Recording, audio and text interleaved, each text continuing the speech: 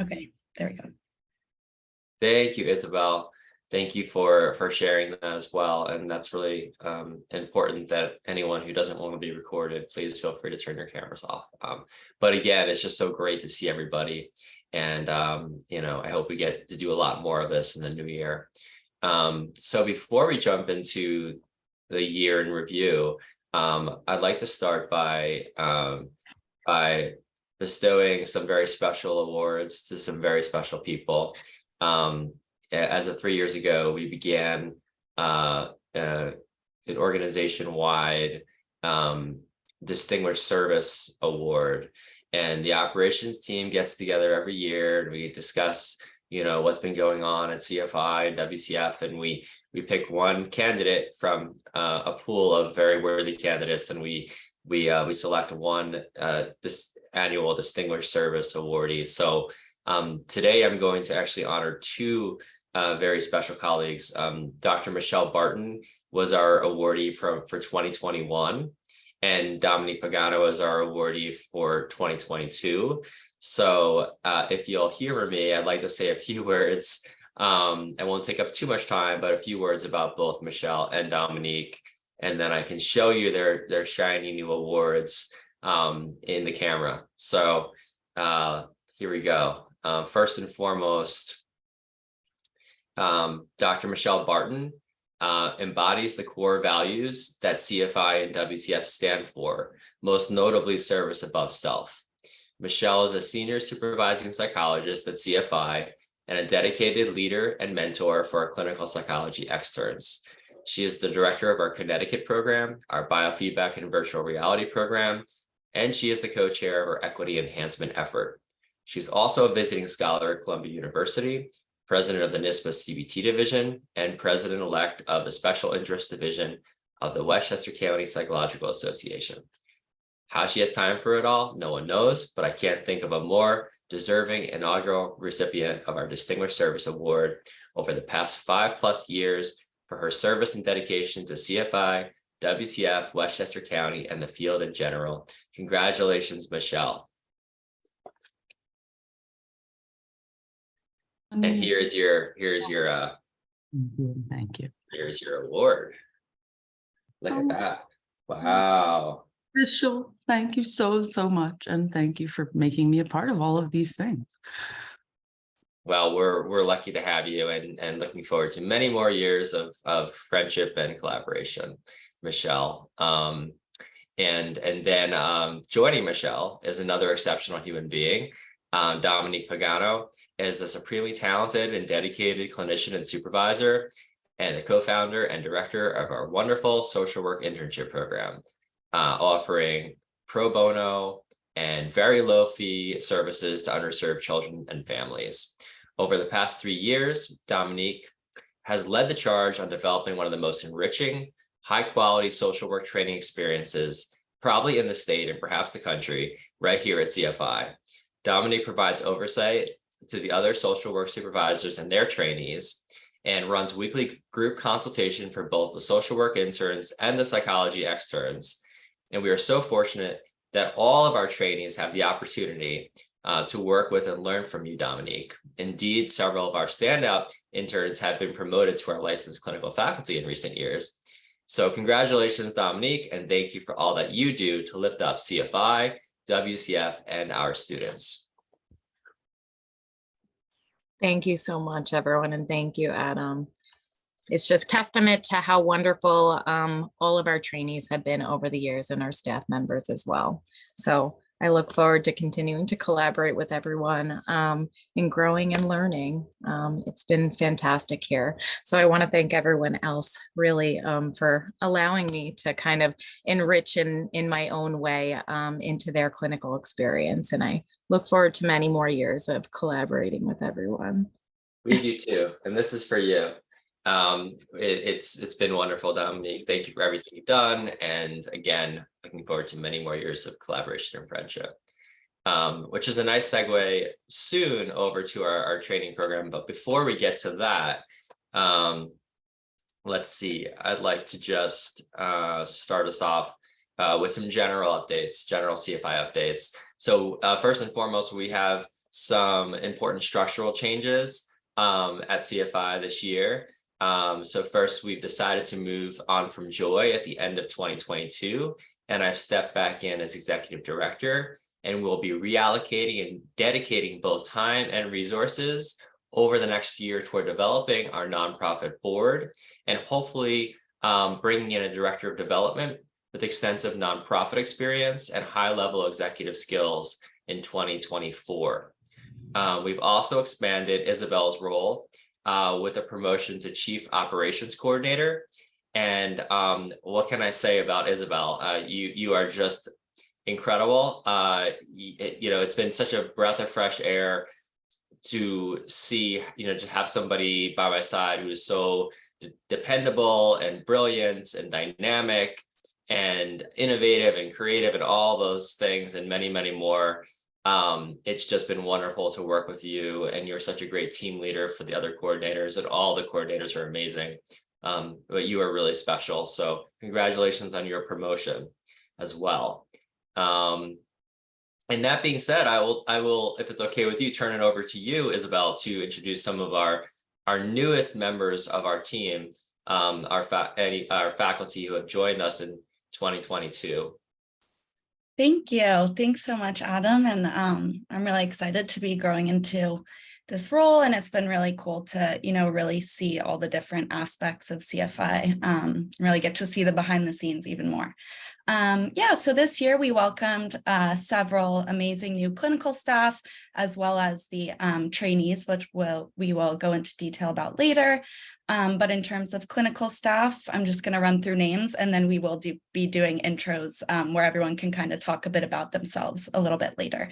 But we welcomed Ming Tong, LMHC, Dr. Jan Molman, licensed psychologist, Daniela Cohen, LMSW, Carissa Jamie, LCSW, Victoria DePaula, who is also our new director of group therapy, LMSW, and Jacqueline Medina, LMSW.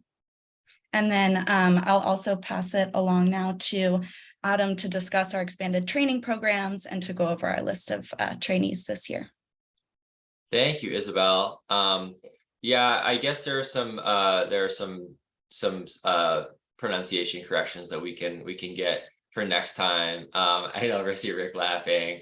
Carissa Jaime, right? Did I say that correctly? Okay, good.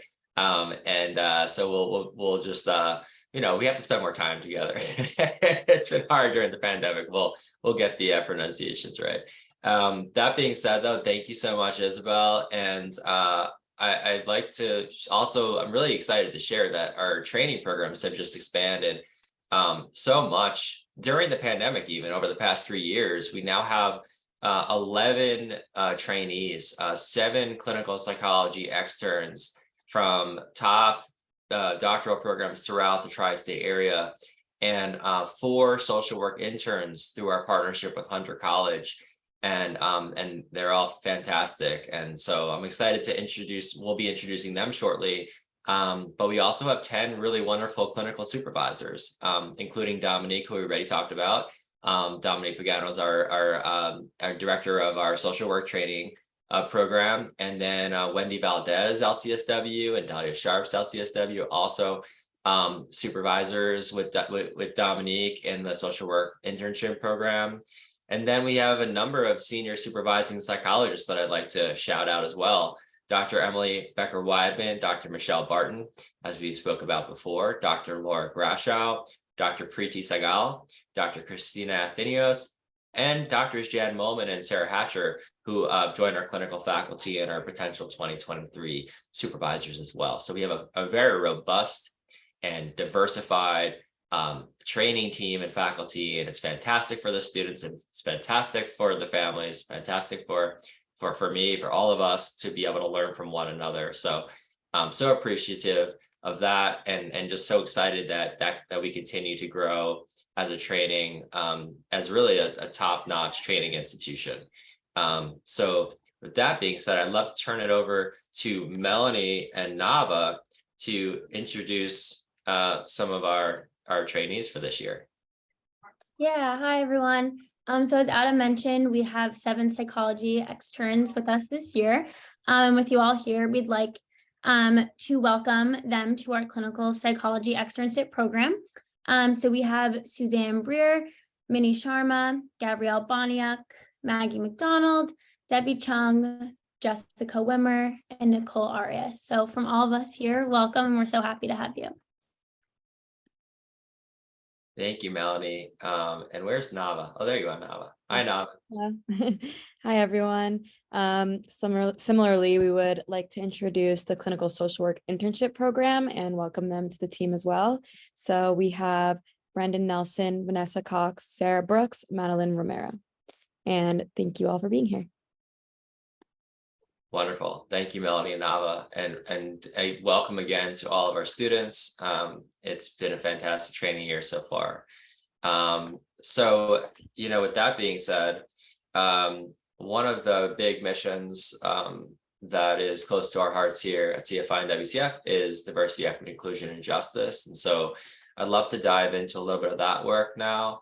And I'd like to, bring in somebody who's become a really good colleague and friend over the past year, and our external DEI consultant, Dr. Ryan Warner, who has helped us kind of enter the next generation as far as thinking progressively about DEIJ and embedding it into a foundation and fabric of everything that we do, and really trying to be a leader in the field as far as diversity, equity, inclusion, and social and health justice. So Dr. Ryan Warner, if you would be willing to say a few words about some of your work with us and your leadership, I'd love that. And then I can kind of piggyback off of that with some of the future directions that we're going to be doing as well.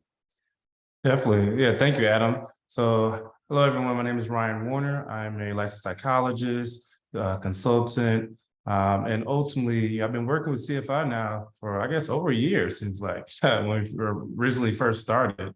And I really enjoyed my time being an external consultant, coming in, seeing the great work that CFI has been doing, as well as being able to contribute to ensure that D&I is embedded within the culture.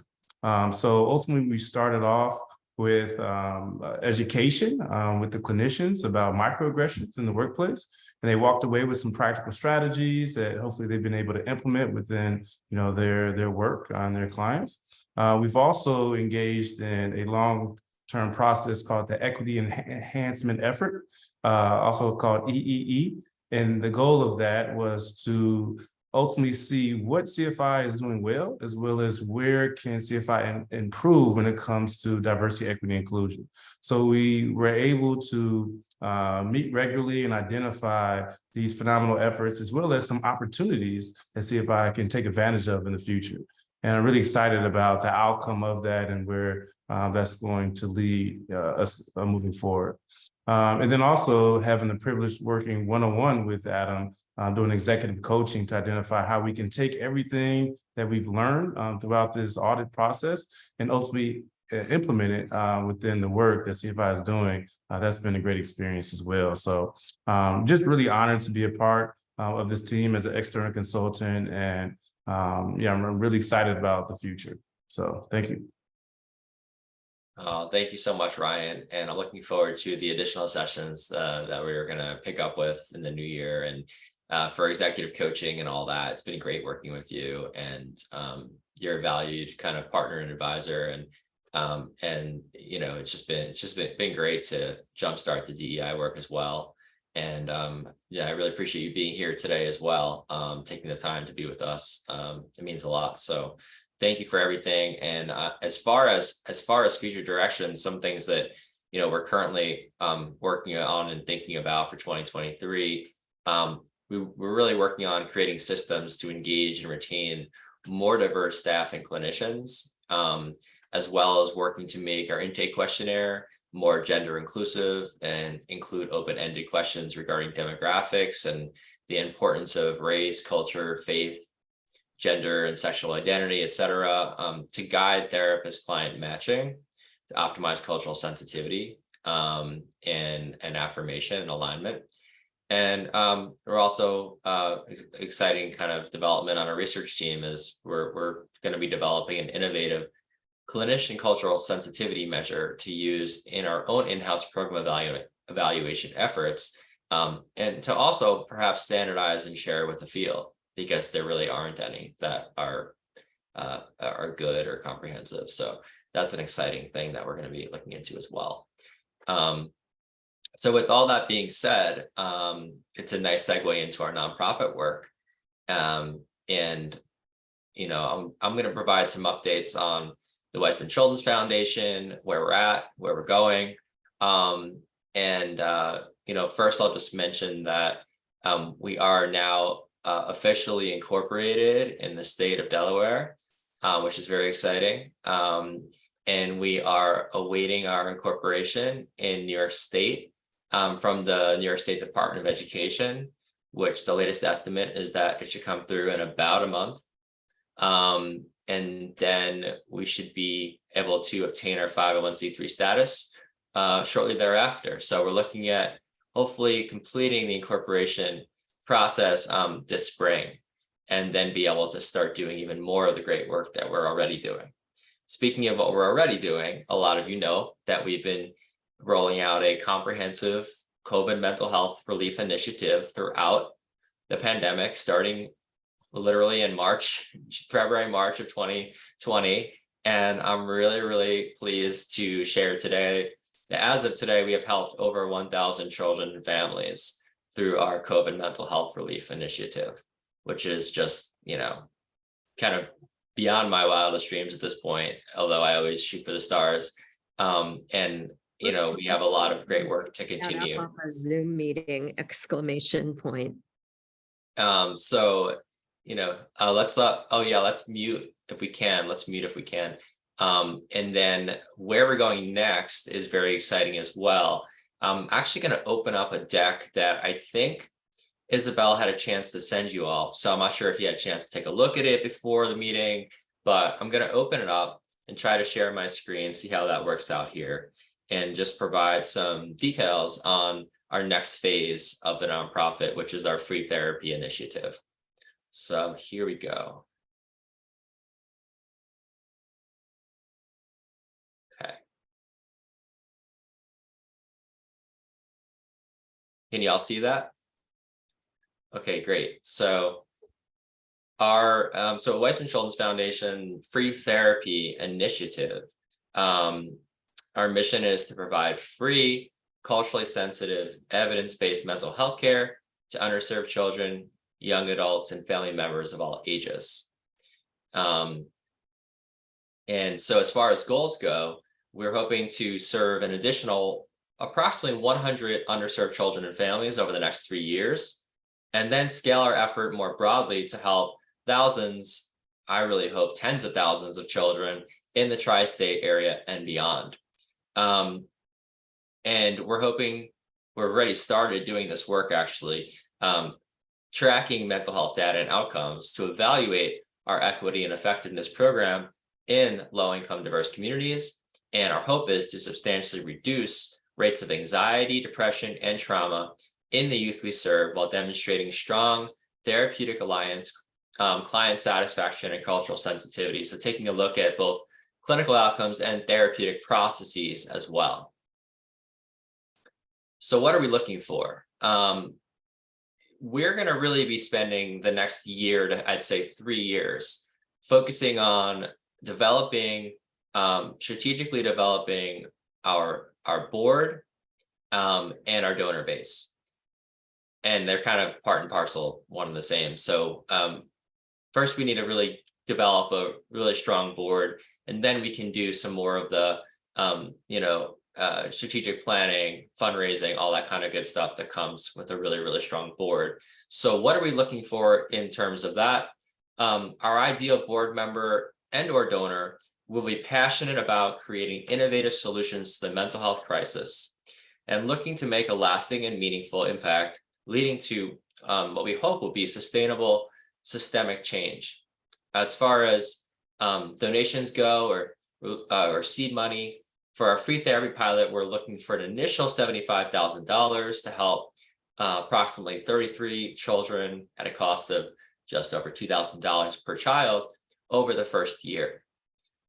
I don't need to spend a lot of time on statistics with this group, but I will briefly just state that we all know there's a mounting mental health crisis in our country that's been compounded by the global pandemic and economic crises, to the point where there's actually 2/3 of adults saying that they're overwhelmed by the issues that we're all facing since COVID, and with 20% of adults experiencing anxiety, depression, or another mood disorder. Rates even higher for younger adults at 30%, and even higher yet at 32% for folks from racially diverse backgrounds. And here at CFI, of course, one of the things that really pulls up our heartstrings is the fact that children seem to be perhaps the most affected these past few years. In fact, this Mental Health America report of those completing an online screening program in September of 2020 reported that rates of suicidal ideation were actually highest among children, with more than half of 11 to 17-year-olds reporting frequent thoughts of suicide or self-harm, which they indicated as more than half or nearly every day of the previous 2 weeks. And so that is just tragic, in our opinion, and it just shows the need for what we're trying to do. As far as barriers to timely, effective care, we don't need to spend time on this with this group again, but there's a lot of barriers that are logistical, financial, cultural, and systemic in nature. And currently, we have not been able to identify any evidence-based treatment programs that successfully eliminate cost, complexity, and cultural barriers, which is our aim. And we're hoping and we believe that we're uniquely positioned to accomplish this. There are several unique and important value adds, our differentiating features of our work, which will include offering completely free, culturally sensitive, evidence-based care, partnering with community organizations and stakeholders to build programming and communication around the needs of the community members, and building bridges of community trust, support, education, and accessibility, eliminating cost, time, insurance, and complexity as a barrier, providing excellent cultural sensitivity training to our clinicians, and treatment matching where feasible to ensure values-aligned, culturally affirming, and compassionate care. And creating a model that has the ability to scale exponentially as funding increases, including a growing network of highly trained pro bono clinicians. And finally, we hope to develop a user-friendly, accessible education hub, mental health, healthcare website, and app to promote dissemination and sustainability of our mission. So those are the broad strokes of what we're trying to accomplish. We've talked a bit about our commitment to diversity, equity, inclusion, and justice. And we've just touched the surface on our equity, effectiveness, and implementation science, research, and program evaluation efforts. But in brief, and then I'm going to turn it over to some members of our research team, WCF recently launched an equity and effectiveness scientific council comprising experts in pediatric mental health research and program evaluation to determine if the psychological treatments proven to be most effective, often studied with white college students, are equally effective with diverse populations, including low-income and underrepresented communities in greatest need, historically denied access. So our free therapy pilot will evaluate both clinical outcomes and therapeutic processes, again, including client satisfaction and cultural sensitivity, as well as therapeutic alliance at pre-treatment, post-treatment, and every 4 weeks. And we hope that our research will lead to reduced mental health disparities, funding and sustainability of our project and mission, and eventual public policy change.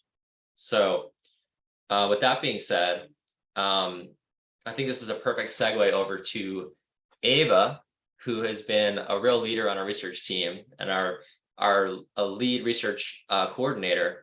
And Ava, I'd love if you'd be willing to say a few words about our equity and effectiveness program evaluation program, along maybe with Dr. Christina Athenios, if you're available to do so as well. And then perhaps we can have Dr. Ryan Fuller say a few words about My Best Practice, which is the electronic health record and a new partner of WCF, where we are actually collecting our data and running our program evaluation through his incredible software that he's co-developed. So Ava and Christina, would you be willing to go next? And then maybe Ryan can share some information about the software as well. Yeah, absolutely. So Would on you like behalf- me to keep this slide up, or should I close it so we can all see each other? whatever works for you.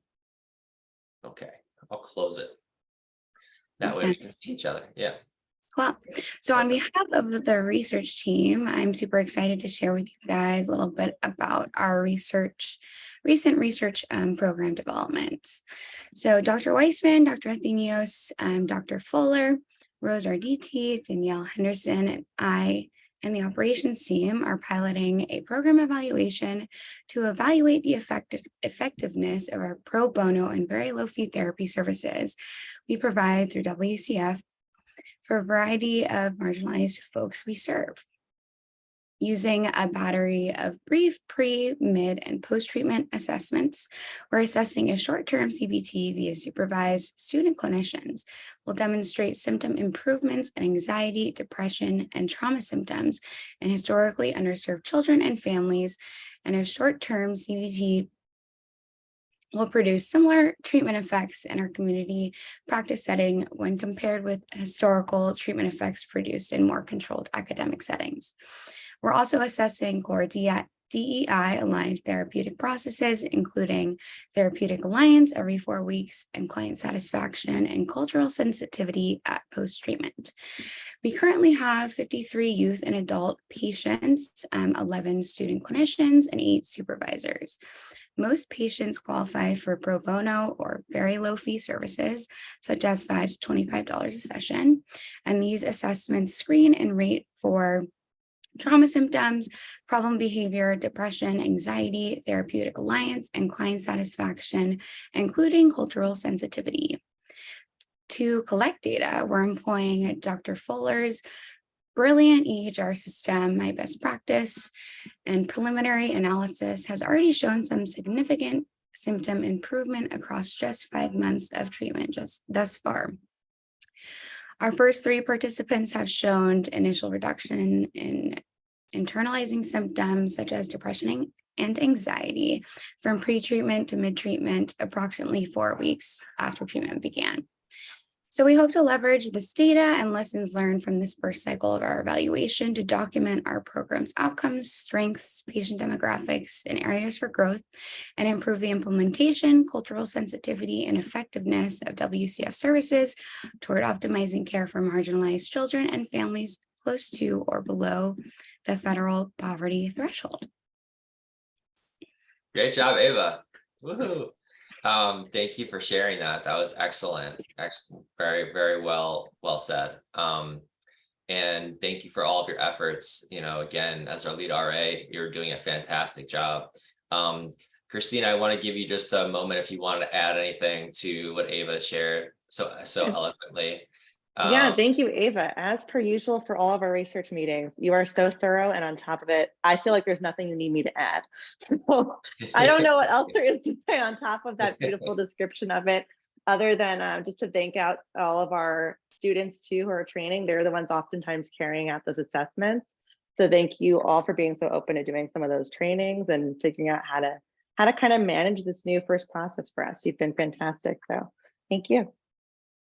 Thank you, Ava. Thank you, students. Thank you, Christina, for being a part of this important research effort as well. Christina's been dedicating her time to be a really valued member of our research and program eval team. So thank you for your leadership, Christina, as well.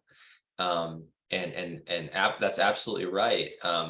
We are piloting this, and that's why it's called a pilot right now. We're piloting this this program this year via our student training program. So we're able to see cases for free. We also are doing some very low fee cases via our students who are seeing, a lot of these cases from underserved communities, supervised by our wonderful supervisory team, and then collecting the data via this new EHR system. So there's a lot of partnerships, collaborations, creative dynamic kind of thinking that's resulted in this really cool pilot project. And it's going to be a cornerstone of WCF and our nonprofit moving forward. So thank you to everyone who's involved. And Ryan, I'd love for you to share a little bit about my best practice and, you know, why it's so great for organizations like us and how we're using it and all that great stuff too. And thank you for being part of our research effort as well. Well, I didn't prepare anything, so I'm not going to sound nearly as eloquent as Ava. And I just want to actually also kind of repeat what Christina said. For those of you who are not part of the research team, Ava is well beyond her level of experience in terms of her competence and capacities to help sort of herd a bunch of cats. You know, I didn't prepare anything, but I'll just quickly say, you know, a lot of what I value and, you know, my mission has been to try to improve access to evidence-based care to people who can't typically access it, whether that means, you know, low SES, cultural barriers, geographic ones. And so years and years ago, I took my center in Newark Behavioral Health, somewhat similar to CFI. We went and met with the state and tried to launch, you know, a Medicaid program. And, you know, there may be some agencies out there that are sort of effectively providing great care with Medicaid. What we found is the regulations were so tight, the amount of square footage we needed to offer was just, it wasn't affordable. We really wanted to reach these folks and we couldn't do it.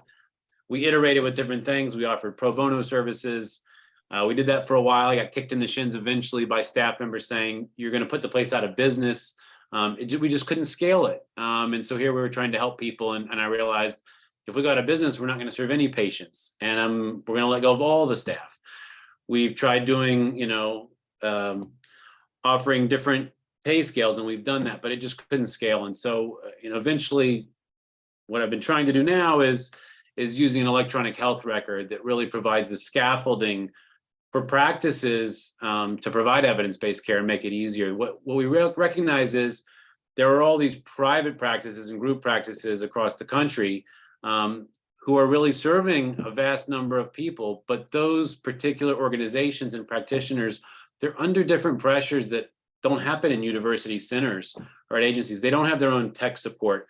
They don't have ongoing training to remind them of the training they had years ago. Drift takes place. They're under financial pressures to use every minute as a billable hour to stay in business. And so my hope was that if we created software that automated a lot of that, provided cues and reinforcers and some scaffolding to say, here are some evidence-based techniques from ACT or DBT or cognitive therapy or those kinds of things.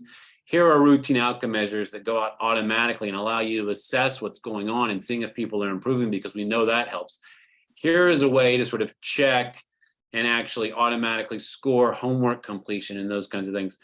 Hopefully that can leverage all these practitioners, which is what we're doing now with WCF, so that we can in fact increase access to people, whether they're in Montana or Queens, whether, you know, regardless of their racial diversity or whatever else. We're going to be able to reach everyone because we're going to be able to provide practitioners who are out there in the trenches with the people that are being served. Most people are not going to be able to fit into a university study or counseling center with a single diagnosis in, you know, a metropolitan area. And so our hope was that the software would allow that to happen. And so that's why I've been very excited to see WCF come into creation and to collaborate with WCF and to participate, you know, in advisory capacity for research and board work and things like that, because I think WCF can really scale. And, you know, personally, I'm hoping to be helpful, but also the software hopefully is something that can be leveraged and utilized in ways that allow practitioners to offer more services that are evidence-based to the people that need it. So I'm just excited to see WCF kind of, as we've done this research pilot, get off the ground. I was happy to sort of share that at ABCT in November to allow people to know, like, look, WCF is up and running, already serving and helping families, children specifically, who can't typically afford or get evidence-based care. And we're demonstrating that the outcomes are quite good. And what my hope is that WCF can grow and that also other practitioners out there can see this is something we can actually provide in practices everywhere. It doesn't have to be at a university, it doesn't have to be at an agency, but private practices can in fact offer care at reasonable prices and rates to help people because they can be helped to leverage it and be efficient. So I'm just excited to be a part of it and to collaborate. Thank you so much, Ryan, for all of your partnership over the years, and just it's so great to have you again in like an advisory capacity, and then just you have a huge heart, and we're so mission aligned. It's just been so great to collaborate and just talk. So we'll keep it going. You know, that's a great segue, I think, into sort of being able to have more of you share and introduce yourselves and just get to know one another a little bit. And I know we have a lot of people on the call, so we probably can't spend too much time on introductions and things of that nature. But for those who know me for years, and whether it's through Westchester County Psychological Association or CFI or WCF, I like to go around the room and like have people introduce themselves. It's one of my things. So if you guys will humor me, I'd like to do that and maybe take, you know, like 30 seconds a person or something like that to just basically, you know, say, you know, who you are and, you know, your interests or your roles or your programs or services at CFI. If you're a consultant, the services that maybe you provide to CFI clients, or if you're a student, or if you're a WCF advisory board member volunteer, you know, just share, you know, a little bit about yourself. There are also some folks, again, I mentioned, who are applying for jobs or applying for externships. So feel free to just say that as well. We probably won't have time for any, you know, interesting facts about your hobbies or your favorite vacation place, but, you know, maybe another time in the future. But I just would love for folks to be able to connect and put a quick face to a name, and also for you guys to, you know, when you hear a person's name or a certain program, now you know who is actually doing that work. And we sent out a directory earlier, we'll send in a finalized version later. You guys will be able to connect with one another and just have more of that kind of like family culture and that connection, which is what we're really hoping for. So I like to just start at the top of my screen, and I'll just go kind of left to right. So it won't be in any particular order. So again, you can just kind of give a spiel about who you are and your role and things like that. So Isabel, you're first for me. Lucky you. Most people know you, but feel free to just say a few words. Yeah, my name's Isabel. This is my second year at CFI. I'm the Chief Operations Coordinator, and I'm looking to go to graduate school for clinical psychology. And I'm really excited to meet all of you formally on Zoom, if I haven't met you already. Thanks, Isabel. Michelle, you're next. Yes, you already said a lot of things about me, so I won't repeat them. It's really an awesome opportunity to see so many new faces and a lot of other faces that I've seen before and not in a while. But supervisor, clinician, all the things Adam has already mentioned, I've been involved in, the DEIJ, and just the amazing things that CFI does. I love to be involved in everything. So, and then I'll say Aruba. And I'm done. You broke the rule. Yes, Michelle. Thank you. And Aruba is great. And Kendra, it's wonderful to see you're actually up next. I haven't seen you in a while, and it's so nice to welcome you back to this group. Yes. Hi, everyone. I'm Kendra. For those who don't know, I used to be an intake coordinator here at CFI. I currently just finished my first semester at GW for a master's in counseling, but I'm excited to be back and jump in with all things WCF where I can. And yeah. Congratulations on graduate school, and I hope we get to see a lot more of you on our quarterly calls this year. And it's just so great to see you. And Kendra, really, before Isabel and Ava and Nava, Kendra was steering the ship. So it's just great to have you back. Thank you. Speaking of which, Nava, you're next. Hi, everyone. I'm Nava. I am the backup intake coordinator and also like an admin billing coordinator. This is my second year at CFI, and I'm also looking to go to grad school next year for either a PsyD or a PhD. And yeah, thank you. Thanks, Nava. Dominique, you're next. Hey, I won't take too long since Adam, you already said everything about me. I helped to kind of found our social work training program. I continued to work throughout the past 3 years with Adam to just make it super great and wonderful. And I supervise a lot of our wonderful staff and trainees. And I continue to look forward to doing that work and continuing the mission here of WCF, which I'm very passionate about. Thank you so much, Dominic. We're so lucky to have you. Lauren Cibataro, I'm so excited to see you as well. Before, let's see if I can say this correctly, before Isabel, Nava, Ava, Melanie, and Kendra, Lauren was steering the ship. So welcome back, Lauren. Hi, so good to see everyone. Yeah, I was an intake coordinator from 2019 to 2021. I am currently in my second year of grad school at Widener University's Institute for Graduate Psychology. That's a PsyD program. So Isabel, Nava, Ava, if y'all have any questions about like the application process, feel free to reach out. Happy to share my experience with grad school. Yeah, glad to be here. Excited to help with WCF however I can. It's so great to see you. Congrats on all of your success in graduate school and all that good stuff. I know we'll stay in touch. So hopefully we'll see you on the quarterly meetings too. And it's great to see you. So next we're going to shift gears here. We have Greg Perlman. And Greg, I'm just going to let you say a few words about yourself. And then later on, when we introduce our speakers for today, somebody will introduce you as well. Hey, Adam, thanks for having me here, everyone. I'm Greg. I'm a licensed clinical social worker. I'm also the founder and CEO of Engage Play Therapy. And I had the opportunity to join you guys for this meeting. And later on, I'll get a chance to present about the telehealth program I put together during the pandemic. Thanks, Adam. Thanks, Greg. Thanks for making the time. So great to see you. Ava, you're next. Hi, everyone. As already mentioned, I am part of our research team, and I'm also an intake coordinator. Been with CFI for 2 years, and it's been such a pleasure to work with all of our amazing clinicians and staff and meet so many new faces today. So thanks for coming. Thanks, Ava. Thanks for helping coordinate everything too. And next, one of our another very esteemed speakers, Chief Sandra DeRuza. Again, Chief DeRuza, we'll have somebody introduce you a little more formally later, but if you just want to say a few words, that'd be great.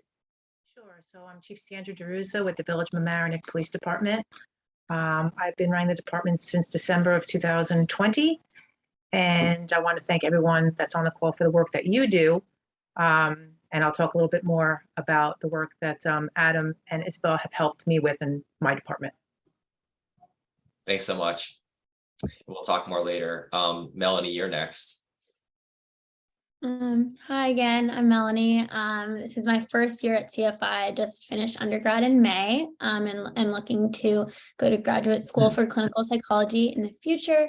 And I do intake for any families located in Westchester, upstate New York, and out of state. Thanks, Melanie. And thanks for also helping coordinate today. Jan, you're next. Hey, everybody. I'm Jan Molman. I'm new to CFI. I'm a clinical psychologist, and I specialize in CBT for adult anxiety, depression, and other life problems. I might be the only one at CFI who doesn't work with children and families. And I'm also on the faculty of William Patterson University's PsyD program, which I've been helping to build from the ground up over the past 12 years. So if you're thinking of applying, do consider our program. And it's a pleasure to be here. I've known Adam for, gosh, I don't know, since he was a grad student. I was one of his teachers. So now he's my boss, which I really like. I want to say like poetic justice or something like that, right? It's almost 20 years, Jan. Is that right? Oh, I'm Um, afraid it is, yeah. Yeah, and Jan was kind enough. Jan started one of the special interest groups at ABCT for neurocognitive therapies and translational research, and brought me into the fold very early on. And she decided to write a book, and she was kind enough to ask me to be one of her co-editors. So we edited a book together, from symptom to synapse, right? Neurocognitive perspective on clinical psychology. So check it out if you'd like. But Jan, it's so great to be able to work together again. Really great to be here. Thank you so much. Rachel Middendorf, so great to see you. You're next. Hi, Adam. It's been a while. Yes. My name is Rachel Middendorf, and I am the chair of fundraising for WCF. Let's see what else. I also am the co-secretary of the board with Kendra, and I am a current 5th year in PsyD program at Fuller Graduate School of Psychology. So I'm going through the very exciting internship application / interview process right now. So yeah, that's a little bit about me. Very cool. So great to see you. And I'll get to see you more this year, hopefully at our quarterly meetings. And if you're looking for jobs later, you certainly know you can apply to us. So it's great to see you. Only a few more years till graduation. Yeah, you're getting up there. So very exciting. Congratulations. And Rick, you're next. Hi, I'm Rick Jaime Batan. I am an LMSW. I was an intern here and came back for more punishment. I'm kidding. I love everybody here, and I'm really thrilled to see some familiar faces. I work with children, families, and adults doing CBT work on various issues, depression, anxiety, sort of garden variety CBT stuff, but also developing some more specialized skills in trichotillomania, OCD, and ADHD. And I guess that is it. I also owe an apology to Isabel because I 100% drafted a bio, sent it to you, and I cannot find it in my outbox or sent items folder. I was going to use that as my notes to do this, and I'm sorry that you must never have gotten it because I can't find it. So I apologize. Thanks, I think Rick. we received it. Yeah, no worries. You did receive it? I think so. Yeah. Oh, Or yeah. So, well, anyway, sorry. Thank you. Thank you so much, Rick. And I've known Rick for years, and we both have 2 little ones, so I know we can be scattered sometimes. It's definitely understandable. Rick, it's just so great to work with you. So cool. So next we have, it's great to see you, Daniel Koffler. It's so great to see you. It's been a while since we got to chat, but I'm so glad you're here. So it has, and I'll be really quick. I just wanted to say before I jump in that this is so cool. We had our holiday party, or like our gathering, on Saturday, and it was amazing, not as robust as this. A lot of really good ideas that I'm thinking about for our organization. So this is awesome, Adam. Thank you so much. Guys, Daniel Koffler, New Frontiers, executive function coaching. We've been working together with Adam and a number of you in many capacities over the years. We've shared office space together in Roslyn. And we collaborate both in terms of referrals and working directly with clients and patients as necessary. And it's great to be here. it's great to see you.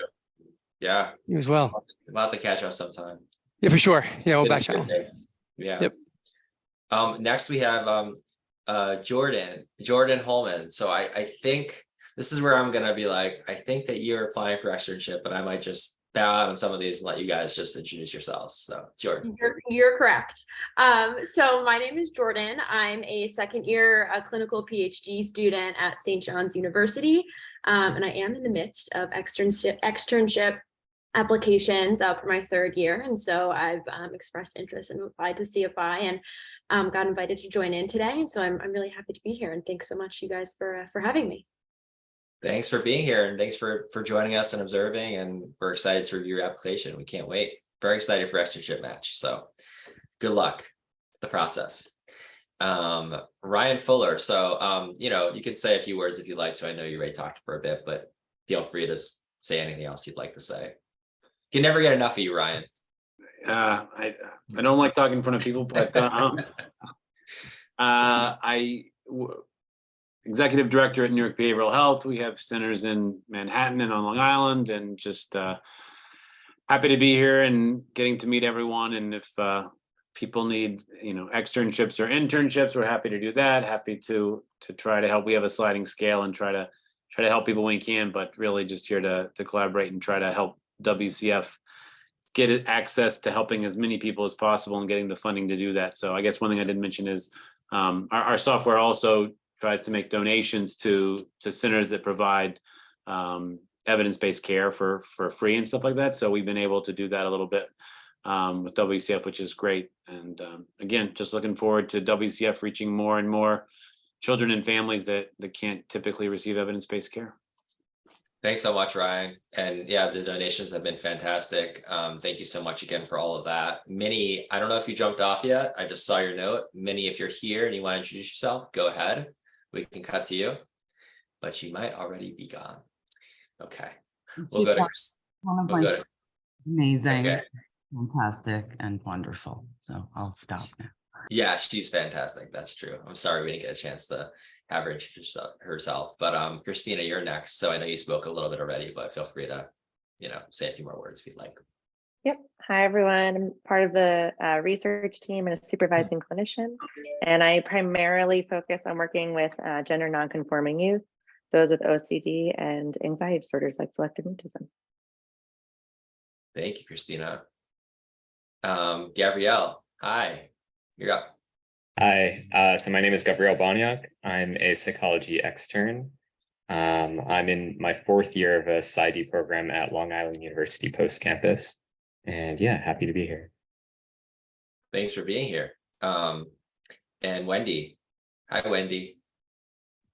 Hi, everyone. Hi, Adam. I'm Wendy. I am a licensed clinical social worker. I supervise interns and clinicians. I'm happy to finally put all your beautiful faces to your names because I know most of you by name, but never met you in person. So it's nice to be here. Thank you, Adam, for organizing this. Oh, thank you for being here and all the great work you're doing on behalf of your students. You're so caring and thorough. We appreciate it. Next, we have Deborah Resnikoff. Hi, Deborah. Hi there, everybody. Hi, Adam. It's so nice to be here today and hear everybody talking a little bit and hear more about CFI. I help people who are applying to college and graduate school. You could call me a higher education counselor, and I particularly enjoy working with students who've met challenges along the way. And something I've noticed over the last few years is that these challenges have increased. So it's very interesting to hear about CFI's work and addressing those issues. And it occurred to me as I was hearing you all talk that something I would be interested to know is more about this challenges with the college transition in particular, also the graduate transition, but really the college transition. Pandemic related, the rise of those challenges, the increase, and thoughts about how those can be addressed, because this is something that I've had to really change up what I'm doing, and I'd be interested to hear it from your perspectives. So thanks, guys. Thank you so much, Deborah. Christy, I know you said you have to jump off, so would you like to say a few words before you jump off and introduce yourself? Sure. Sorry, I do. I have to jump off the call, but I'm Christy Hoffman. I am a neuropsychologist. I have been with CFI for, a little over 3 years now. So, and I have a private practice and that I am transitioning into full-time, but I'm still sort of around and hope to still see everyone's faces every now and then. So yes, thank you. Stay connected, and we'll talk about those WCF neuropsychs. Yes. All right. Take care. Take care, Christy. Thank you for everything. Thanks. Bye-bye. Okay, so next is Dr. Ryan Warner. I know you already spoke, Ryan, but if there's anything else you want to share, please feel free to say hi again. Yep, hi everybody again. Again, I'm Ryan Warner. I'm a founder and CEO of RC Warner Consulting, in which we assist teams with creating a culture of inclusion to maximize their potential. So I'm glad to be here. Thank you so much, Ryan. And Ryan's great to work with. If anyone else would like to hire executive coach or DEI consultant, he's just really great to work with. So put a plug in for that. Jacqueline. Hi, Jacqueline. It's great. So glad you're here and welcome. Thank you. Hi, everybody. My name is Jacqueline. I'm a licensed mental health counselor. I'm bilingual, new to CFI, new to Westchester County. I came from the New York City metro area. I'm excited to be here to learn, to grow. And I'm in the process of transitioning here and getting case assignments and ramping up for intake. So I'm just really excited. Thank you for allowing me to be here. We're so excited to have you, Jacqueline. Can't wait to work together. Preeti, you're next. Hi, Preeti. Sorry, guys, had to unmute myself. Hi, everybody. Nice to see everybody. I'm sorry I had an eval this morning, so I just got back and joined a little late. But for those of you that don't know me, I'm one of the kind of co-directors of our Pediatric Assessment Center. So I'm a pediatric neuropsychologist, and I conduct, my main focus is really conducting neuropsychological evaluations for kids and young adults. And I do some therapy as well. My therapy is, you know, I do have sort of, I came from a hospital background where I worked with medically complex kids. So I would say my interests are, or expertise is really in providing kind of therapy with around like coping with illness and disability, medical trauma, medical related symptoms, bereavement. And then I do see some kids with more general concerns like anxiety or depression, but I do also, given my neuropsych background, work well with kids who have some, you know, neurodevelopmental or neurodivergent differences. So kids with ADD or on the spectrum also tend to be in my wheelhouse.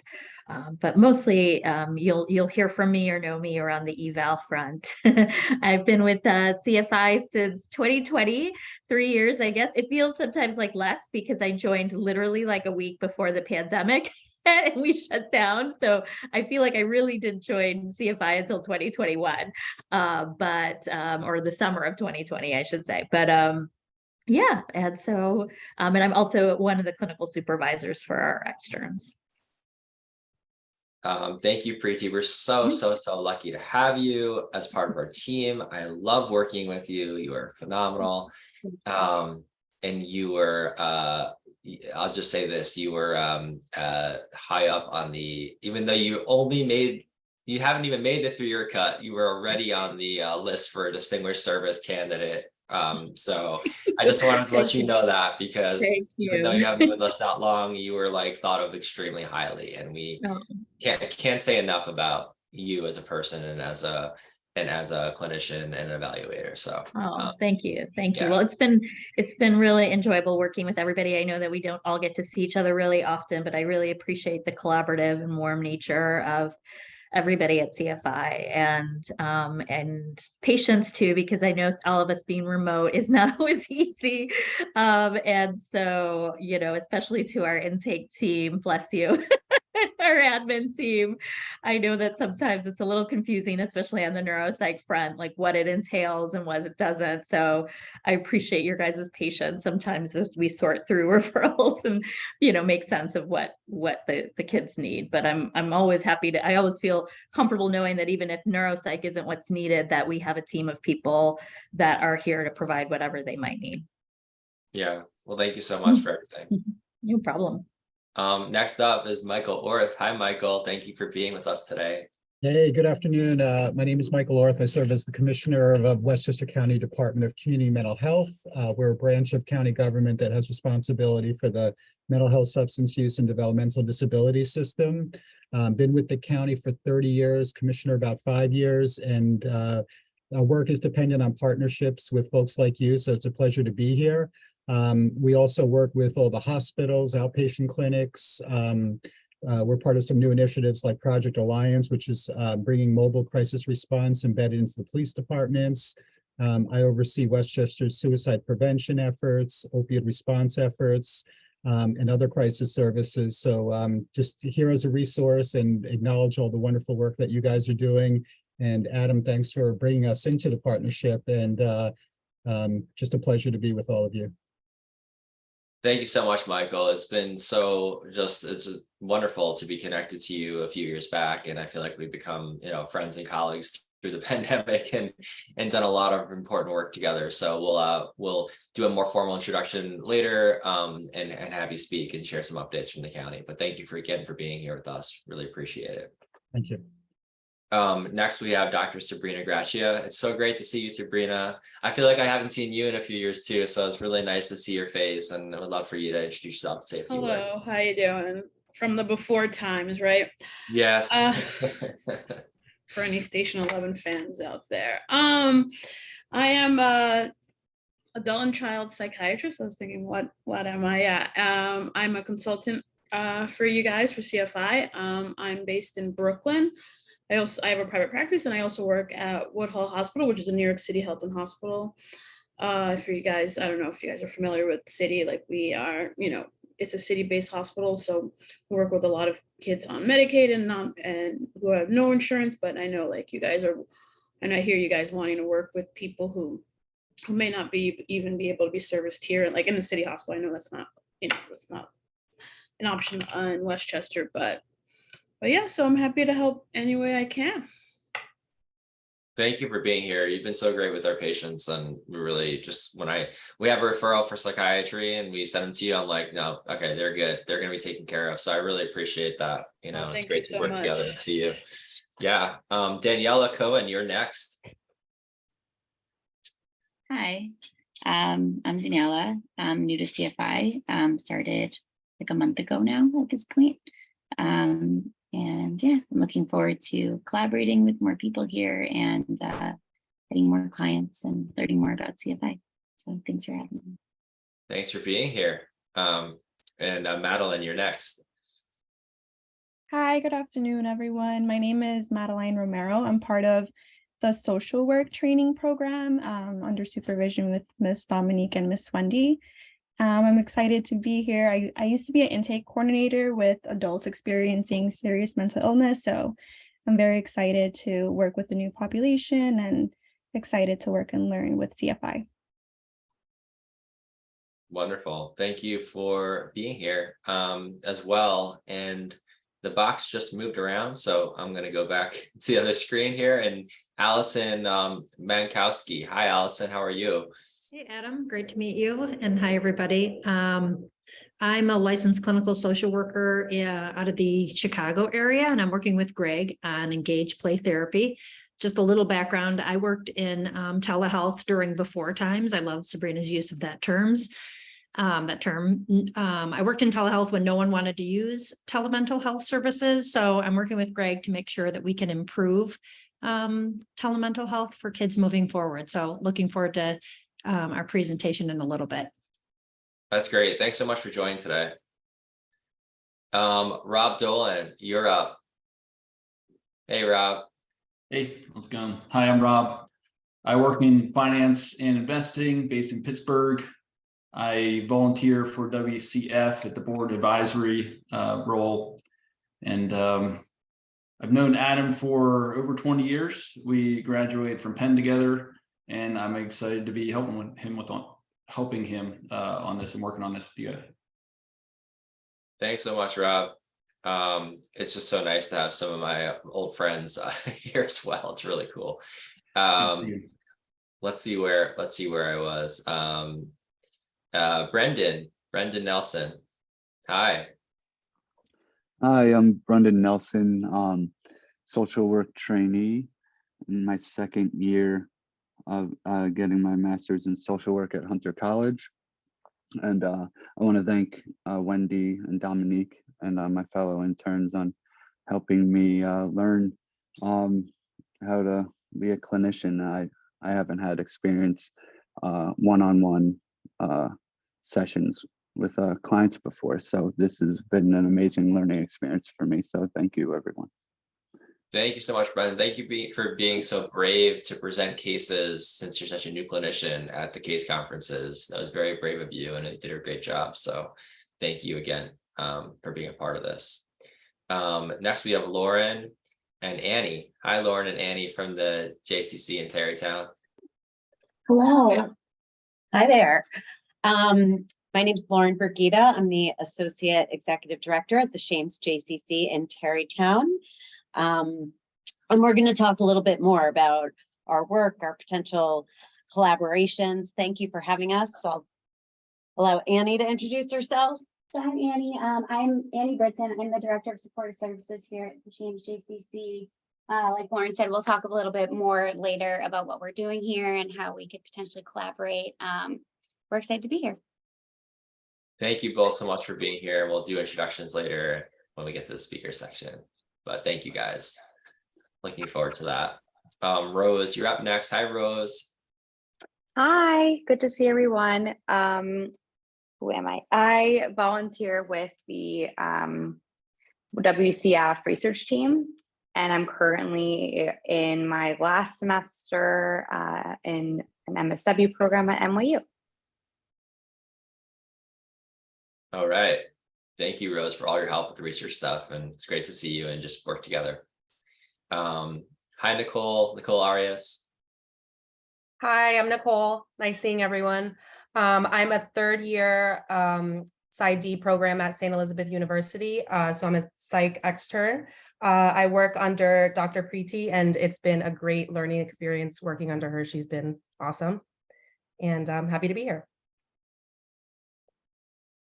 Thanks, Nicole. Hi, Debbie. Hi everyone, happy to be here. I'm a third year doctoral student at Kane's combined clinical and school psychology program. I just want to, it's been great, like, seeing clients through like WCF and like CFI, and also I have a really good time working with Dr. Emily Becker-Wyman. She's a great supervisor, and it's just been great working with all the staff members and TIC teams as well. Yeah. Thank you. So let's see. My screen moved around again. Next we have Victoria DePaula. Hi, Victoria. Hi, everyone. I'm Victoria. I just joined CFI a couple of months ago as the new director of group therapy. I'm really excited to be here. I volunteered at CFI running groups during my master's at NYU. And so now that I'm a licensed clinician, I'm really excited to be back working part-time running groups and also seeing some individual clients. I did also want to briefly announce, so we just launched one of our groups earlier this week that Maggie McDonald is co-leading with me. It's a preteen group focusing on social skills and social anxiety. And we'll also be launching a DBT group for teenage girls in February. So I'm really excited about that. And please feel free to reach out with any potential referrals that you might have. Thanks so much, Victoria. And you're doing a fantastic job. Hit the ground running, taking over as group therapy director at CFI. It's just a pleasure to work with you again in this capacity.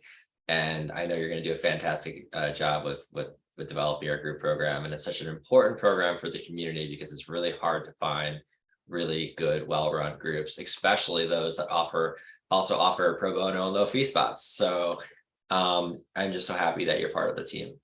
Keep up the great work. Next, Thea. Hi, Thea. Hi, I'm a second year doctoral student at Teachers College, Columbia University, and I applied for the externship at CFI next year. So I'm just interested in learning more about the program, and thank you for having me. I'm so glad you can make it last minute to observe, and really looking forward to reviewing your application as well. Next, we have Sarah Brooks. Hi, Sarah. Hi, everyone. It's really nice to hear from everyone and meet everyone today. I'm a social work intern at CFI and WCF from Hunter College.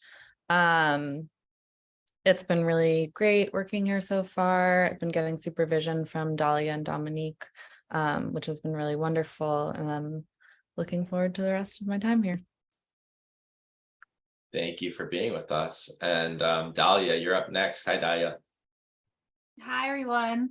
I'm Dahlia. I am a therapist and supervising clinician at CFI and WCF. I think I'm just starting my 3rd year here, so I'm a pandemic therapist at CFI. So this is the first time I'm seeing many faces. I am Brooklyn-based and work with adolescents, adults, and families. I have an integrative approach, but my primary theoretical orientation is ACT. And really great to see all of you today. Thanks so much, Dahlia, and for all your work on behalf of our trainees and their cases and everything training program wise. Next we have, we're almost done here. So next we have Vanessa and then a few more. Hey y'all, I'm Vanessa Cox. I'm a social work intern, 2nd year graduate student at Hunter Silberman Social Work School. I am interested in working with evidence-based practices with, hopefully in the future, some families, possibly couples and individuals. So kind of a wide net. And so far, this has been a great experience. Last year, I was working in a school as my internship. And so this year I'm outside of the school. So it's been nice to see both ends of the spectrum there, and really get a taste of what agency and private practice work is like. So this has been wonderful. It's been great to meet all of you. And yeah, thanks. Thanks so much for all you do, Vanessa. Really appreciate working with you as well. And we're going to end with Michelle, Jason, and Deb, just to give you the last of the lineup here. Michelle Falco. And some folks. Oh, there we go. Hi, Michelle. Sorry, I didn't know I'd be introducing myself. I'm applying for the clinician position. Yeah, my name is Michelle Falco. I am right now an inpatient social worker at Sucker Hillside Hospital. And I love the evidence-based practices that you do. And also, I love that you're giving back to the community. That's such a huge need right now. I see it every day. But it's nice meeting you all. I hope that, sorry, I didn't know I'd be introducing myself. No, Thank you. It's nice to meet you too. I'm so glad you got to turn the camera on and say a few words. It's really great. And then Jason, if you guys are off camera, that's okay. But if you want to hop on, feel free. Hi. Yeah, sorry, I'm driving at the moment, so if you hear, some cursing and beeping, it's not me. Yeah, I joined CFI in 2021. So I've been here a few years. I work primarily with kids and adolescents. I part-time because during the day I work at a school as a school social worker. I've had the privilege of being supervised for my clinical hours from some really experienced and knowledgeable psychologists, Dr. Weidman and Penelope, which has been amazing. A lot of names and faces I don't think I've met or have had the privilege to learn from, but it's really nice to hop on this call and hear some of your names and get to know a little bit more about some of the folks that work here. Thanks so much, Jason. Drive carefully. It was so great to hear from you a little bit. And we're gonna, and we're gonna, last but not least, Deb Santo. I don't know, Deb, if you're able to hop on for a minute either. Hi, just like Jason, I'm driving too, and my connection has gone out a few times, so I hope it won't. So I know Adam from the Westchester County Psychological Association Board, and I've been happy to volunteer as a psychologist for the past, I think since 2020. And I think it was the start of COVID. I've just enjoyed so much being sitting on many different meetings and learning about WCF and CFI and brainstorming. It's been such a great experience. And I think my future course is probably going to be along the kind of clinical recruitment, therapist recruitment effort. And I also really love the interagency coordination piece of it too. So thanks for having me. Thanks so much, Deb. And Deb is referring to their like a next phase of our work, which is going to be to try to partner with community clinicians who are willing to maybe donate an hour, therapy hour per week, which is going to be another kind of component of our model in the future, to allow us to scale without having to break the bank or, you know, fundraise a lot of dollars, but be able to, like, you know, engage community clinicians who are like-minded, but maybe busy with their own practices, and can't start a nonprofit, but might have an hour, you know, a week to be able to be a part of the joint mission. So I think, Deb, you'd be a fantastic person to help lead that next effort as well. So thank you so much for bringing that up. And that concludes our introduction. So thank you all for bearing with that. I think it was really nice for folks to be able to just, you know, get to know each other a little bit, put faces to names, and feel a sense of connection. So with that being said, we're doing very well with time. We actually have 40 minutes left to do our to go through our speakers, our presenters, to share a little information about different things, different partnerships that we've been working on, or initiatives in the county. So I saw that Pat White had to jump off. So Michael, I don't know if you'd like to first, you know, present any updates or resources from the county level, you know, and then maybe be able to speak a little bit about the faith-based initiative as well, because I know that I saw that Pat White and Minister Murray Cruz and Reverend Swinton were on the call briefly earlier, but I saw that they probably had to run to another meeting. So if you're willing to do that piece as well, that would be fantastic. And I'll just say again that Michael Orth is the Westchester Mental Health Commissioner, and really has just been a source of collaboration, partnership, connection, guidance throughout the pandemic, and really a wonderful connector of people trying to do like-minded work. And it's just been wonderful to get to know you and to work with you. So with that being said, I'll turn it over to you, and you can share whatever you think would make the most sense for us to know about. Sure. Well, thank you again. And I want to touch on things that are probably most relevant to this group, but I will leave my name, number, and email in the chat box if there's anything else that you may be interested in following up on, because we do have a lot of partnerships and have many meetings and committees that may be of interest to you as a student or working in the field. A couple of the big highlights is one that we're doing a lot of work with the opioid settlement funds. Many of you have heard about the lawsuits against various pharmaceutical companies and many plaintiffs. Westchester is one of many direct plaintiffs. So we have roughly about $10 million through the Attorney General that come to our department. And one of the positive things in a situation that's not very positive for the root of the money is we're able to use the money for prevention, for treatment, for use of evidence-based practices, for research, for pilot projects, and not just related to specifically opioids, but also mental health, substance misuse, and co-occurring disorders. And Westchester has really been at the forefront in the state and really looking at more integrated care, using evidence-based practices for co-occurring disorders, working with providers and folks in private practice in building that partnership. So we have a monthly meeting that really focuses on that.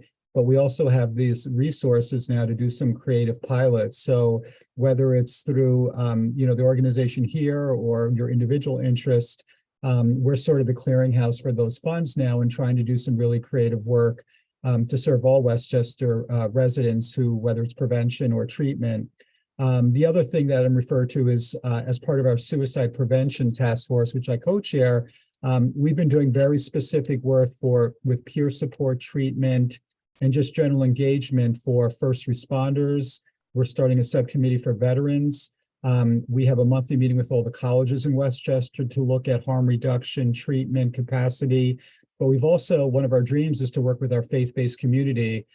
because we know it's a place where many folks choose to seek for mindfulness, healing, support, and may not be comfortable going to a traditional mental health provider. We've embarked on a major effort the last 3 years through a training called Soul Shop, SOUL Shop, which is a full day training for faith-based leaders, whatever denomination, background, faith. And we've also included Chamoyan monks and the Buddhist sector as well, to really have a faith-affirming mental health services. So along with providing awareness and training to our faith-based leaders, we've also connected them to treatment providers who are faith-affirming, who are comfortable talking about mental health, spirituality, and religion. And we created a directory where we have different private practitioners, community-based agencies who are part of that resource listing.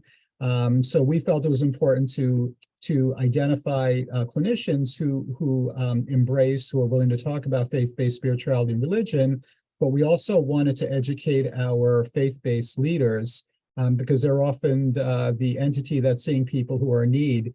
And that can go two ways. They can be a place of healing and understanding and engaging these people to connect them to treatment, or they can go the other way where they're, not endorsing, supporting, or engaging people who may have mental health or substance use issues. So we have a monthly meeting of over, I would say now about 80 faith-based leaders throughout Westchester County who come together with mental health to talk about best practices, training. We're doing a lot of mental health first aid, assist training for the faith-based leaders as well.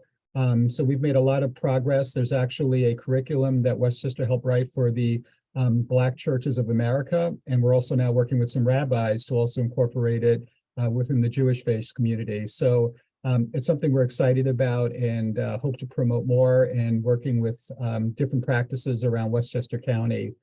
The other thing that's been interesting, and I don't know if any of you have heard the governor's state of the state, but on the good side, she put in proposing $1 billion for mental health money for funds that include getting back to capacity for inpatient hospitals, but also talks about outpatient clinic expansion, discharge planning, and also hospitals, but also looked at the issue of parity and rates and insurance and the responsibility of commercial insurance to pay appropriate rates so that folks in private practice or other entities could get rates that actually support the important work and use of evidence-based practice and supervision. So we're expecting Westchester to receive an allocation as well. And then we work with providers to see how we can best utilize those funds. So those are a few of the main areas that we focus on. And again, we welcome any partnerships, any ideas. We're doing a lot of pilots related to suicide prevention or co-occurring disorder, school-based mental health. So if there's anything ever of interest, we'd love to partner with all of you on some of those important initiatives. So thank you. I will leave my name and information in the chat box, and always feel free to reach out to me. Thank you so much, Michael. You're just always such a wonderful resource, and I'm always so impressed with how eloquently you and comprehensively you are able to kind of update us on all the things that are going on. It's just really, really great to have your intellect, your compassion, and your partnership. So thank you again for being here. And it's a nice segue. We can go straight to the next presentation, which is going to be from Chief DeRusa. And I think, who do we have introducing? Isabel, right? So I'll let you do that. Yeah, so I'm delighted to introduce our next speaker, Chief Sandra DeRusa of the Village of Mamaroneck Police Department. Chief DeRusa and the Mamaroneck PD, in partnership with Cortico, have been developing an innovative mobile wellness app as part of their mission to improve access to high-quality, specialized mental health care for law enforcement personnel and their families. As one of 5 police departments selected to receive the New York State CARES Up grant, this app is one of several mental health efforts being implemented by Chief DeRusa's team. It features streamlined ways for officers to connect with mental health providers, in addition to online assessments and other resources as a first step into seeking care. CFI has partnered with Chief DeRuza in recruiting clinicians across both CFI and the larger Westchester region to provide these services, and is currently planning a training session for clinicians to increase their familiarity with population-specific concerns. So without further ado, I'll pass it along to Chief DeRuza to say a few words about the initiative. Thank you, Isabel. You pretty much said everything. I don't have to say anything now. So Isabel and Adam and I partnered back in August of last year. So basically what happens was, as Isabel indicated, we had received some grant monies. And as part of that, we partnered with Lexipol's Cortico app. So basically it's a wellness app that officers can download on their phone. And it has many different resources, but one of them specifically was about therapists. Now, as law enforcement personnel, we don't usually go and seek treatment. Officers usually keep their feelings hidden. They feel they have to be strong. They don't want to share their feelings, especially with their family members, because they don't want to expose them to the trauma that they see. It's said that during an officer's entire career, they experience 188 critical incidents, which is a lot compared to maybe a handful that the normal population experiences. So as part of this effort, what I wanted to do was to have therapists on this application that were, we say law enforcement friendly, but those therapists who have had experience treating law enforcement personnel, first responders. So they have an idea about the kinds of things that these officers experience, their scheduling and things that might inhibit them from seeking help. So we were able to, between CFI, WCF, and the New York State Psychological Association, I think we have about 40 therapists, which I'm thrilled to have. So I don't know, if anyone in this department has sought any counseling, and I don't want to know, but the goal was to make it more easily accessible for them to seek treatment. So as part of this application, it's for this department, for our retired members, and also for their family members. Because, sometimes obviously family members kind of experience the trauma, not firsthand, but because they're not sure of what their significant other is experiencing, they might need that help. Or also the children, might hear things or see things on the news that they might now be experiencing trauma. So it's easy for them to now have those resources as well. So I can't be, I'm so thankful that we had this partnership and that we were able to get so many therapists, social workers on board to help our officers here. Officer wellness is so important, and it is at the forefront now, just because it's more talked about than what it ever was. As part of the police reform and reinvention that happened, the mandate that happened a couple of years ago, one of the things that was identified was about officer wellness, and trying to prevent officer suicides, and just getting them the care that they need. So this initiative has been great. So again, I thank you for your help with that. Thank you, Chief DeRuza. And I just wanted to remind everybody, especially our clinical faculty, that these partnerships, both the faith-based mental health initiative and the Mamaroneck PD mental health initiative, are open to all of our staff. As far as if you feel comfortable, culturally competent, and would like to be listed on the app or listed in the directory, as it may be, please reach out to Chief DeRuza, to myself, to Isabel, and we can make sure that you're added to the respective directories. And there's some brief screeners for each initiative, where you can provide some details about your interests and experiences. But just another important plug that anyone who may have missed our emails or our prior correspondence can still join those efforts. So thank you again, Chief DeRuza. Thank you. Isabel, should I turn it back to you or Melanie, or to you guys to introduce the next speakers? Yeah, so I'll go ahead and introduce our next speaker. So I'm excited to have as well. So we have, I'm so sorry if I butcher any pronunciation, but I'm going to try my best. Lauren Bergita and Annie Bridson from the Shames JCC. So Lauren Bergita is the Associate Executive Director and Annie Bridson is the Director of Supportive Services over at the JCC. And they're going to speak a little bit about the programs and services going on there and some prospective future partnerships between them and CFI.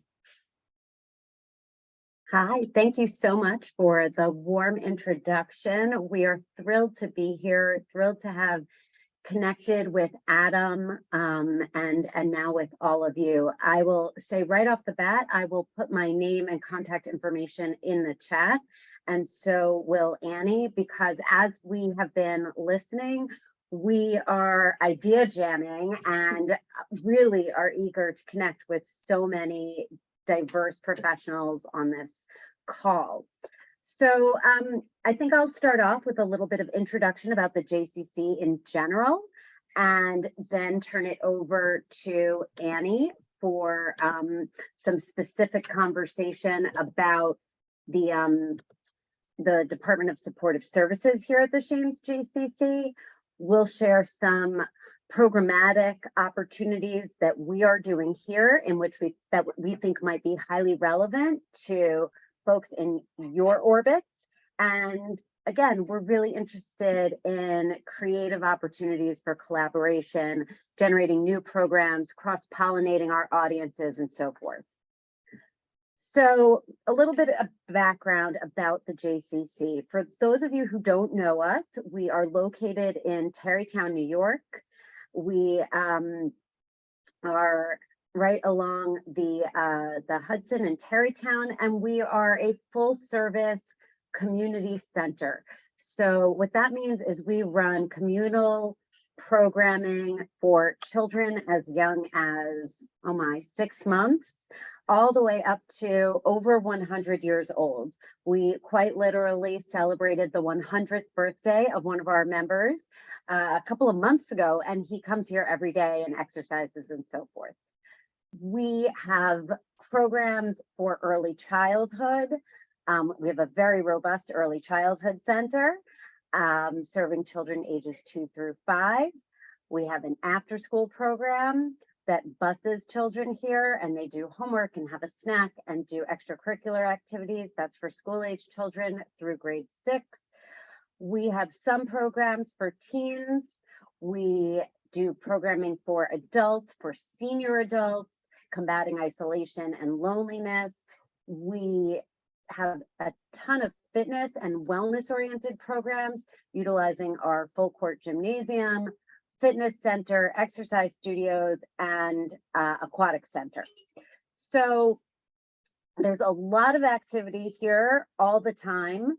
One of the things that anyone who's been on a call like this with me has probably heard me say is I know a little bit about a lot of things because in my role, I oversee the portfolio of programmatic activity that goes on under the auspices of the JCC. So among the departments that roll up to me is supportive services. And that's really where Annie comes in. It's really exciting that we have shifted our programmatic focus from a name called the Department of Special Needs to the Department of Supportive Services. Historically, the JCC's program focus in that area was exclusively serving the neurodiverse population and people along the autism spectrum with social and recreational activity. And under Annie's leadership, the portfolio has just expanded tremendously. So she'll talk a little bit more about the array of activity and services that we're offering here. I should note, we have over 2,000 members. We see even more people coming through our doors for non-member programs and services. Though our title is Jewish Community Center on the Hudson, members and people who come for programs and staff do not need to be Jewish. We are really welcoming, really inclusive, and truly a communal resource. So as Annie speaks a little bit more about the programmatic activities that we have and those that we dream about, I really look forward to connecting with the folks around this proverbial table to enhance what we can offer to the community as that communal asset, communal resource, because I think there is just tremendous need in this moment and tremendous opportunity for us to create impact together. So, like I said, I'll put my name and information in the chat. Happy to answer questions and speak further, but I'll turn it over to my fantastic colleague, Annie. Thanks, Lauren. Yeah, so as Lauren said, I'm Annie. I'm the Director of Supportive Services here. I've been on staff since April, so still fairly new, but we are in such an exciting phase here at the JCC. It's really a space of growth right now. So specifically for my department, I'm going to touch on a couple of programs that we have going on that I think would be relevant to the populations that you guys work with, but just know there's more. So if you have any questions, we're here, happy to answer any, like Lauren said. One of the ones that I'd like to highlight first is we have a partnership with a gym called Breakthrough Fitco. And they're a really special gym because they specialize in serving the neurodiverse and intellectual developmental disability community. So we created this partnership probably they started during the summer, and they are running a weekly group X class. So right now we have some young adults that come every Thursday from 4:30 to 5:30. The class is open for 11 and up.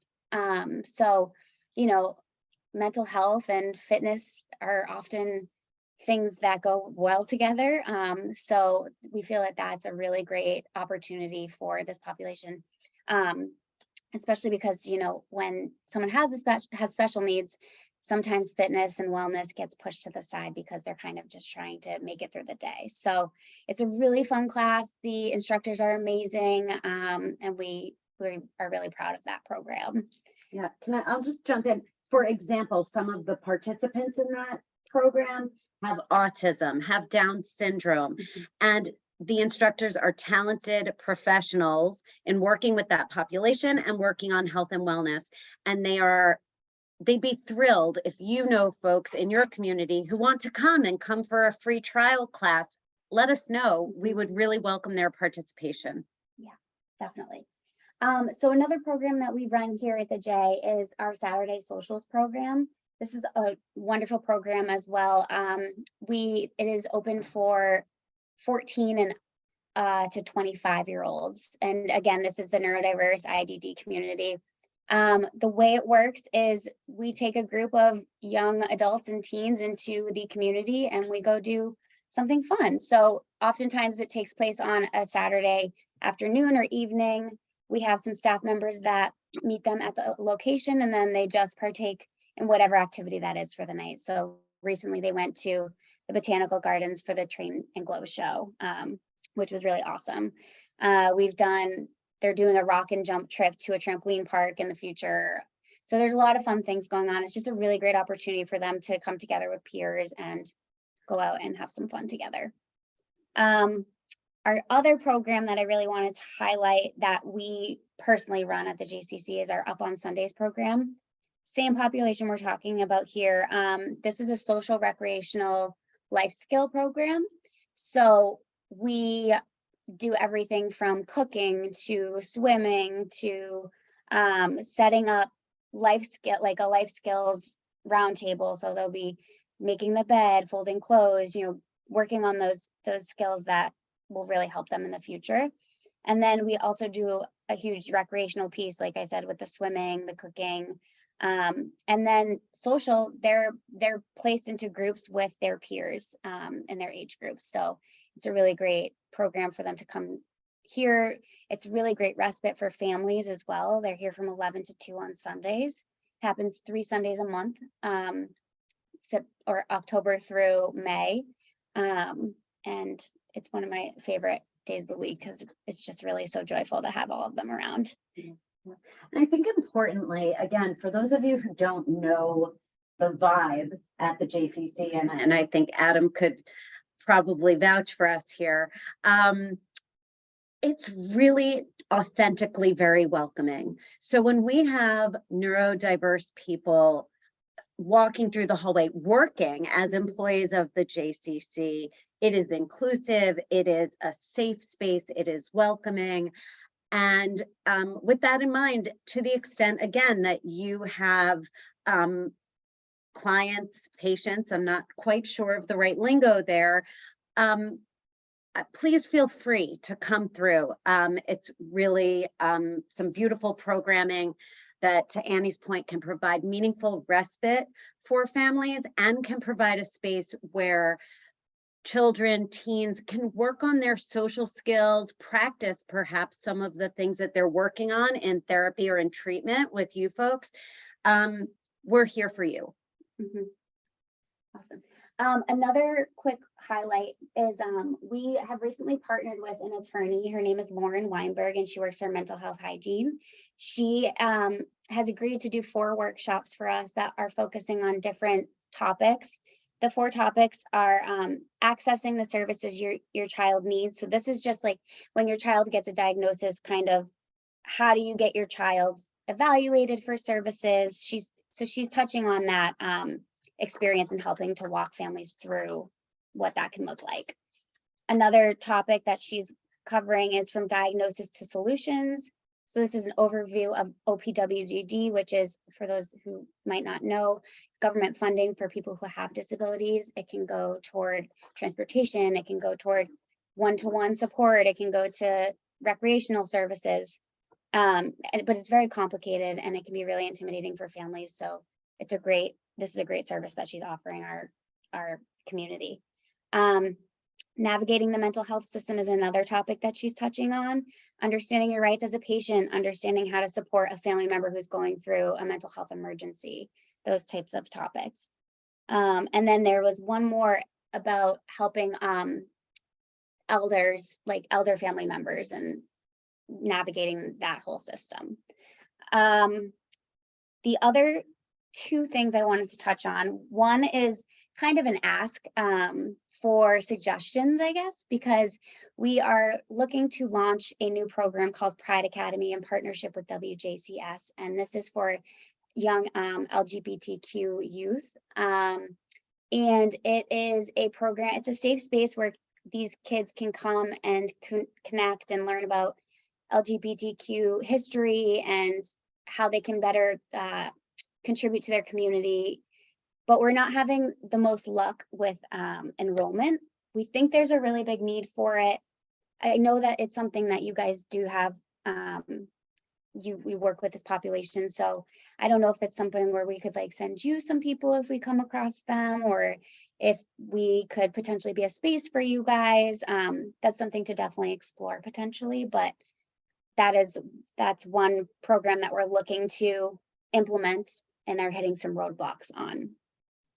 Lastly, just because you guys are in the mental health space, I wanted to mention we are partnering with an organization called COPE, that is COPE, and it stands for Connecting Our Paths Eternally. They specifically help families and parents who have lost a child and their bereavement group and grief support group. So we are partnering with them to run some healing workshops for individuals who are dealing with grief. I think the first one we're going to be running will be in April, we're looking at. And, you know, we're also looking into potentially doing some support groups. But if in the future we have some people that come out of those groups needing more support, I feel like you guys could be a really great resource for them. And then lastly, like, how can CFI help, right? How can we be partners together and, you know, mutual benefit? So here we have outreach, right? You guys have a huge network, clearly. You're very well connected. If you know of families that are looking for these types of programs, please send them our way, and we'll do the same for you. You know, we now have all of this information, which is really helpful. And then lastly, just collaboration. What can we do to collaborate? Can we be a site for you, etc.? So we're really looking forward to continuing that conversation.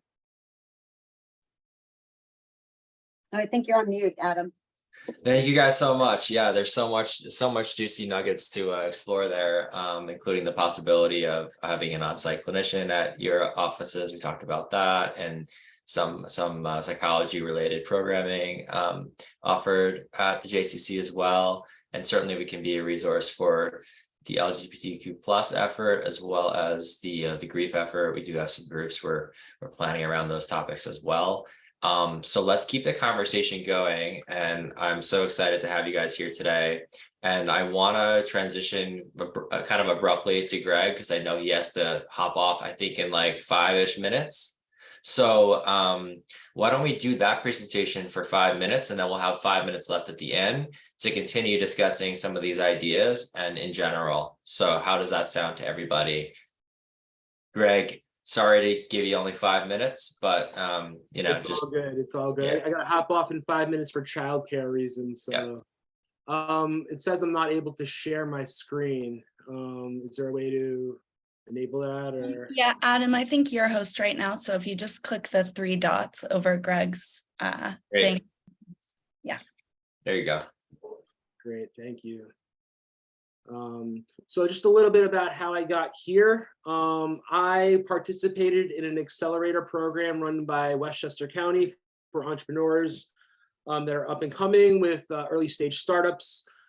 So I developed this program out of need, and I got linked together with Adam through the county as a means just to kind of put all of our resources together and hopefully, you know, make great things out of what I tried to put together here. So I'll go through the presentation. I apologize if it feels a little rushed, but my company is Engage Play Therapy. We're a telehealth program with embedded games and activities.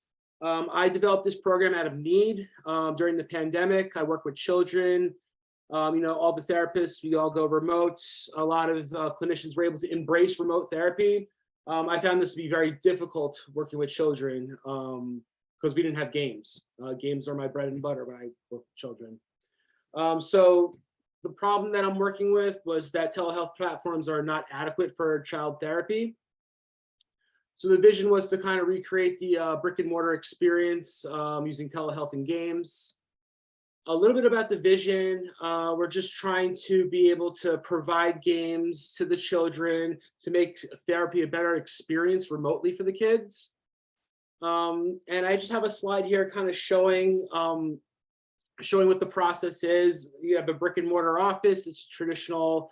A client comes and plays games with the therapist. They leave, you know, feeling satisfied. Therapy without the games, you know, the child's not wanting to log in. We have a stressed out therapist and like a, you know, family stressed as a result. And then my experience with games and remote therapy, the child was eager to log in. The therapist, myself and other people had a great experience, and the kids really engaged in the treatment. We're the only telehealth program with games right now. It's kind of hard to believe, but I was not able to find any other resource around that had games. So this is some things I experienced. You know, without the games, there was a lot of client dropout. I was losing confidence on taking on new cases. I didn't really want to take on any new kid cases. I just didn't have confidence in treatment, and kids were refusing to hop onto therapy. When we had games, there was just an improvement, an overall improvement in the whole experience with children and therapists. So clinical applications, the modalities that could be used for this: play therapy, CBT, DBT, individual therapy, group therapy, and family therapy. Here are some screenshots of the platform. You can see a client playing checkers with their clinician, and you can see the dashboard here of how to get started in the program. And also my program, Engage Play Therapy, is available on any device. So you can load it up on an iPhone, iPad. It's super useful, especially for kids. They really like doing sessions on a tablet or an iPad. Here are our games roadmaps. It's just kind of like a fun thing to look at where this whole thing is going. Here are some games we have now: checkers, chess, lineup 4, and a couple others. We're planning to add more traditional classic games, some more therapeutic games that are niche. A lot of our beta testers have asked for things that are more catered towards being a therapist, cooperative games, just activities that aren't so turn-based. group therapy activities, and some art therapy. Bigger picture is this open world Engage Island. And here's like a vision board of what that would be, kind of go on adventures with your therapist. That would be like in a year or so. This is where the project's gonna go. And here are some activities that would take place on the island. Part of the program also is a communication hub. Part of the problem I have as being a clinician is communicating with the parent, the providers, the psychiatrist, if there's a OT, a teacher. So I'm trying to come up with a solution to the problem by creating a communication hub where everyone could just kind of communicate with each other on a HIPAA compliant platform to just make it easier for everyone working with the child.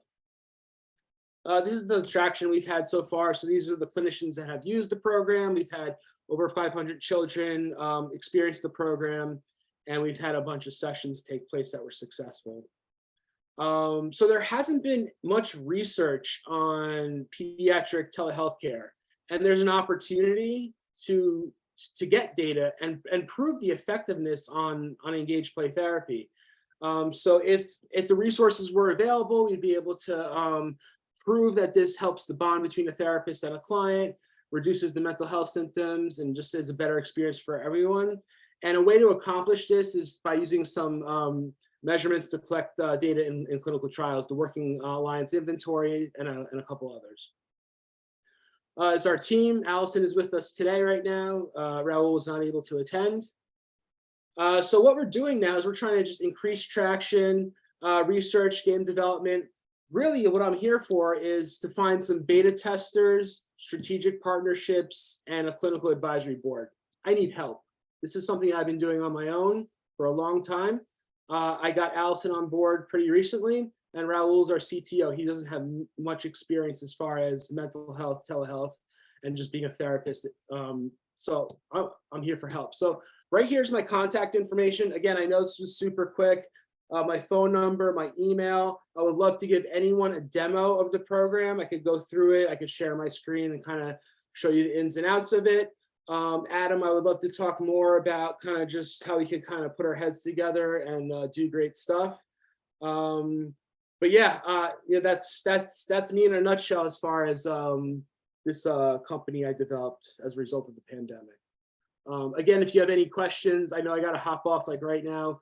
Please email me or call me, text me, whatever you got to do. But I want everyone to be involved in this. This is something that could be really great. But I just need I need people behind it, Thank you for your time, everyone. Thanks, Greg. Yeah, if anyone is interested in being a beta tester, please contact me, and Greg and I can kind of coordinate on that, and we can see if there's any kind of program evaluation or stuff we can do in-house. But Greg and I will continue to chat. But it's a great program, Greg. Thank you. I know you have to run, but fantastic work. Very cool concept. Thanks a lot for being here. Yeah.